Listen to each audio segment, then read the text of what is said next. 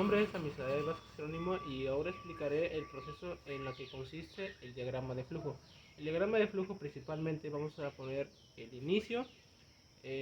Prosiguiendo con esto, en la zona de declaraciones empezaremos a dar los valores que es de A, B y C.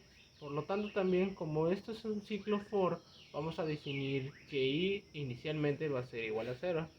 Ok, entonces cuando nosotros ya hayamos definido cada valor de A, B y C, podremos ya escribir y leer el proceso. Entonces, cuando nosotros añadimos el primer valor que leer igual a A, entonces nosotros vamos a definirlo como el primer valor. Eso quiere decir que una vez dada el primer valor, nosotros vamos a ir aumentando el ciclo. Es decir, que por cada vez que pase I, se vaya a ir aumentando 1. Cuando pase por el proceso A, seguirá el proceso B. El proceso B tiene que calcular igualmente que I va a ir aumentando de 1 en 1 hasta llegar a 5, que es el límite. Por lo tanto, tiene que valorar que I tiene que ser o mayor o menor que 5. Si es menor de 5, se vuelve a repetir el ciclo hasta que prosigue hasta el número 5. Si prosigue en el número 5, damos en el siguiente proceso. El tercer proceso es el valor C. El valor C igualmente vamos a iniciar desde el valor 1 hasta aumentar, que es el valor máximo de igual a 5. Si este valor vamos a calcularlo directamente sumando el proceso de A más el proceso de B, que esto nos dará igual al proceso C. Esto nos dará referencia a que si ya terminamos el ciclo for del primer espacio, podremos avanzar al segundo espacio.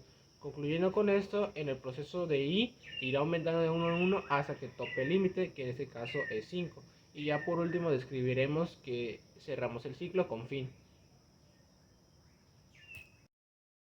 Buen día, mi nombre es Alicia Chimbol y yo voy a explicar el algoritmo.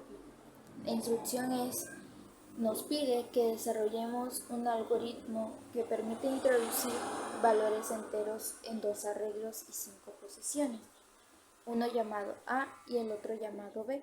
Aquí nos está indicando que tenemos dos arreglos que dicen que es A y B, y el top, que serían las 5 posiciones.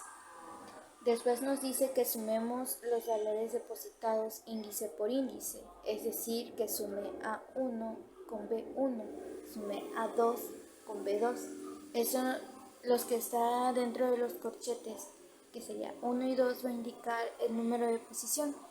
Como nos decía al principio, el top sería A5 con B5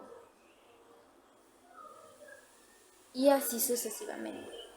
Después nos dice que depositemos el resultado de la suma en un tercer arreglo llamado C, índice por índice, es decir, que C1 de la posición 1 recibe la suma de A1 con B1 y C2 recibe la suma de A2 con B2, o sea que va respectivamente, y así sucesivamente hasta llegar a la posición 5.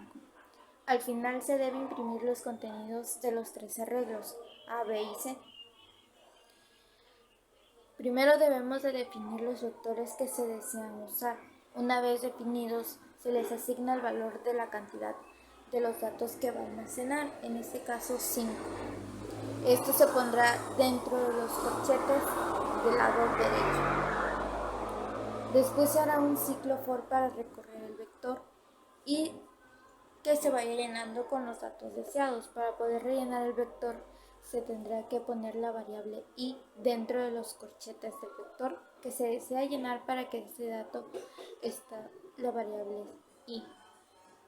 En este caso ponemos la variable i porque va a ir cambiando el valor. Si pusiéramos dentro de los corchetes un número en específico, todo iba a depender de ese valor, y en este caso va a ir cambiando constantemente.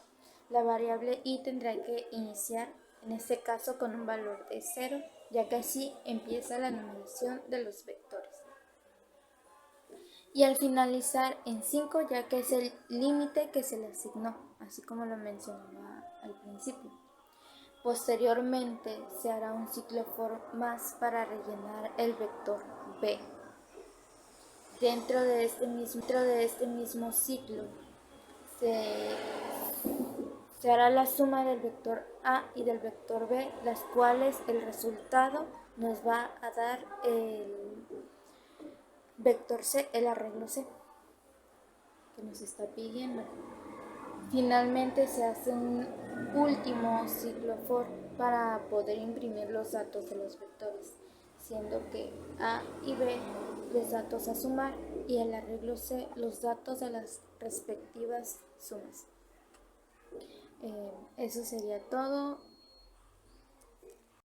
Mi nombre es Andrés Choseiro Primo Jerónimo y yo procedo a explicar el algoritmo del Java. Bien, primero debemos definir los vectores.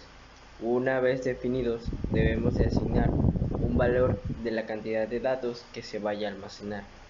Esto se colocará dentro de los corchetes, como aparece en la imagen de junto. Después se creará un ciclo for, el cual servirá para correr el vector y hacer que se llenen los datos deseados, empezando con el 1 y finalizando con el 5.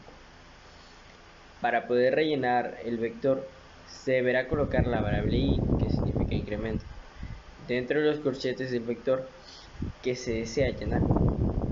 La variable iniciará en 0 y finalizará en 5. Posteriormente se hará un ciclo for para rellenar el vector b. Dentro de este ciclo se hará la suma del vector b y a, la cual dará el resultado del vector c. Finalmente se hará un ciclo para imprimir los datos de los vectores a y b. Los datos a sumar serían a y b y c el resultado de la suma. Fin.